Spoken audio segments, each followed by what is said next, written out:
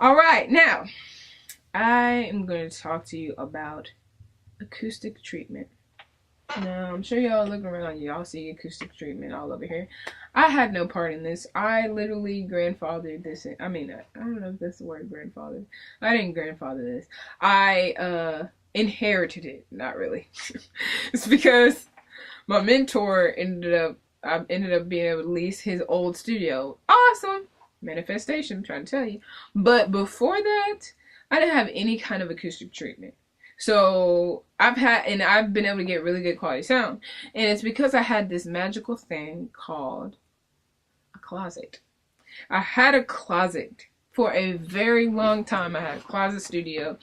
And the beauty of a closet is that, and I'm telling you this like you don't have one. Most of you, I hope, have a closet. And that's the big point of this whole home recording course, is just letting you know you have everything you need, for the most part, to get started. And I'm telling you what you can upgrade into.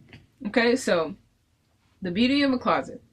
So treatment, and people get sound treatment, confused with soundproofing.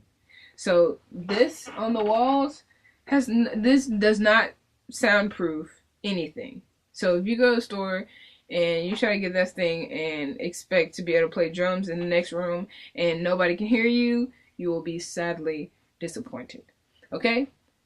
What helps you to soundproof something, which is really hard to ever truly soundproof something, but you would have to really reconstruct the walls. Like, there's sand on these back walls, and so the sound from the street won't come in.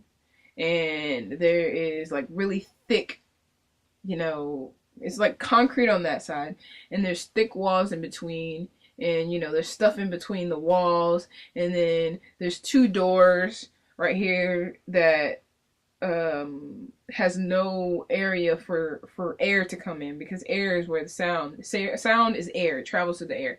So if you can get your room to where no air gets through, then you're at a better chance to have your room, or whatever the case may be, soundproof.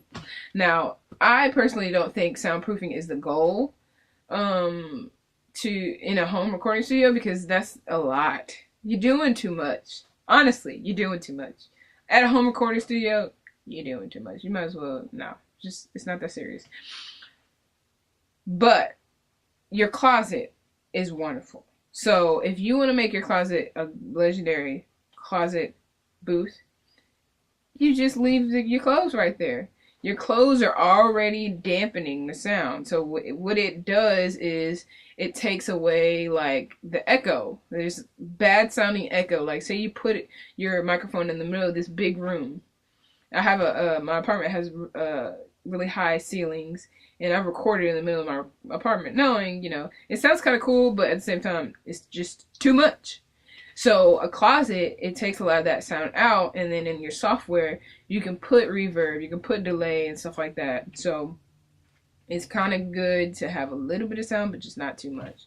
So like, you can hear a little bit, and then I'll close this. And I'm sure you can hear the difference. Okay? So that's treatment. It's not. I don't think you should stress too much about the treatment, because it's important, but in a home recording studio, it's not the most important. It's kind of important. You can try play with it, and then also you can put a blanket in front of the door and try to keep air from getting from the bottom. But I feel like that's the most you should really do with treatment. It's just not that serious to be doing all that. And if you've seen Hustle and Flow, all they did was go to McDonald's and get them little cartons and put them on the wall. If you want to do that, you can do that. I'm probably not going to do too much, but hey, try it, experiment, and use a gate filter. Use a gate in your computer, in your software. Look up gate. Look up noise reduction. That helps a lot. And if you have good cables, that will help a lot too. So